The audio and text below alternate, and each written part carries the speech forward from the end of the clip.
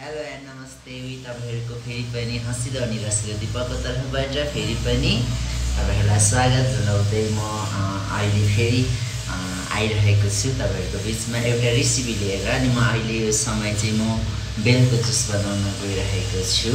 देख्दै हुनुहुन्छ मेरो हातमा बेल छ अनि दाइको लागि विशेष चाहिँ यो बेल। अनि यो बेल चाहिँ अत्यन्तै महत्त्वपूर्ण छ। अनि यो बेलले चाहिँ हाम्रो शरीरमा एकदमै राम्रो काम गर्छ। यसको जुसले चाहिँ हाम्रो गर्मीको फिलहरू भएको व्यक्तिहरूले यो बेलको जुस बनाएर खायो भने शीतलता आउँछ। अनि यो बेलको जुसले चाहिँ हामीलाई खानेकुराहरू भोक लगाउने अनि खानेकुराहरू पचाउने कामहरू गर्छ है। अनि त्यही भएर चाहिँ म अहिले बेलको जुस बनाउन गइरहेको छु। हेर्नुहोस् है त म कसरी बनाउँछु, तपाईँलाई म देखाउँछु देखाउँछु है।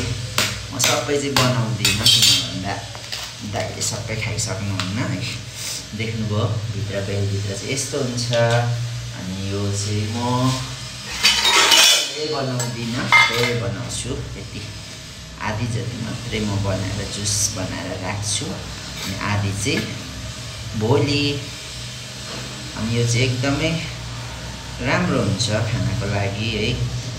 यो मैले पूर्वबाट नै लिएर आएको थिएँ दाइको लागि भनेर। दाइको अलिक बिसन्चो हुनुहुन्छ नि त दाइ। अनि त्यो कारणले देख्दै हुन्छ यसरी मिक्सचरमा टुक्राएर हाल्ने। बाहिरको फेरि खोस्टासँगै चाहिँ होइन, खोस्टा चाहिँ हाल्ने होइन, बेललाई चाहिँ टुक्राएर मिक्सचरमा हाल्ने। अनि त्यस पछाडि यसमा पानी, अब यो चाहिँ सानो छ है, ठुलो छैन, त्यही भएर मैले अलिअलि गर्दै बनाउनु परेको छ।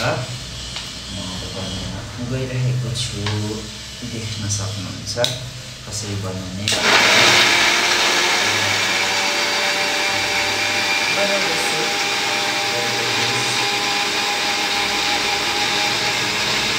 यो बेललाई चाहिँ हामी नेवारीहरूले चाहिँ यसलाई बेलुकामा प्रयोग गरिन्छ।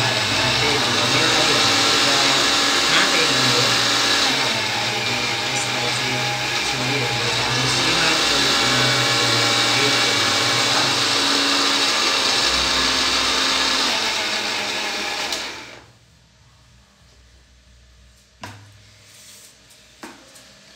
पक्नुहोस् है त। म तपाईँलाई देखाउँछु कस्तो भयो बेल भनेर। देख्न सक्नुहुन्छ मैले अहिले पिसेको, मिक्सचरमा पिसेको बेली देख्नुभयो नि। अब यतिको भइसकेको छ है। अब यसलाई खनाउने अनि खनाइकन अब भरे चाहिँ पानीमा मिक्स गर्ने।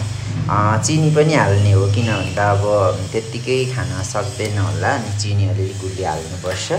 अनि ठिक्क स्वाद अनुसारको, एकदमै मिठो हुन्छ। हस् त गाइस, तपाईँहरूलाई आज मैले बेलको रेसिपी तपाईँहरूलाई मैले देखाएँ कसरी बनाउने भनेर। सजिलो छ, बेल फुटाउने, मिक्सचरमा ग्राइन्ड गर्ने, त्यसको भित्रको ग्राइन्ड भइसकेकोलाई पानीमा मिक्स गर्ने अनि अब स्वाद अनुसारको चिनी हाल्ने। एकदमै मिठो हुन्छ यो खानाको लागि चाहिँ एकदमै उपयोगिता। गर्मीको सिजनमा चाहिँ बेल खानु राम्रो हो। पेटको समस्या, पेटको बिमार हुनेहरूलाई चाहिँ शीतलता गर्छ। अनि यदि तपाईँहरूलाई खान मन लाग्दैन खानेकुराहरू भनेदेखि बेलको जुसले तपाईँहरू कन्टिन्यू खानुभयो भने भोक जगाउँछ।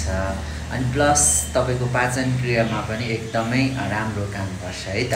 हुन्छ, तपाईँहरूलाई यो बेलको रेसिपी मैले भनिसकेको छु, हेरिदिनुहोस् कस्तो लाग्छ, लाइक कमेन्ट गरिदिनुहोस्, सब्सक्राइब पनि गरिदिनुहोस्। तपाईँहरूको माया, तपाईँहरूको प्रेम सदा सर्वदा पाइरहौँ भन्दै फेरि पनि गुड बाई एन्ड नमस्ते।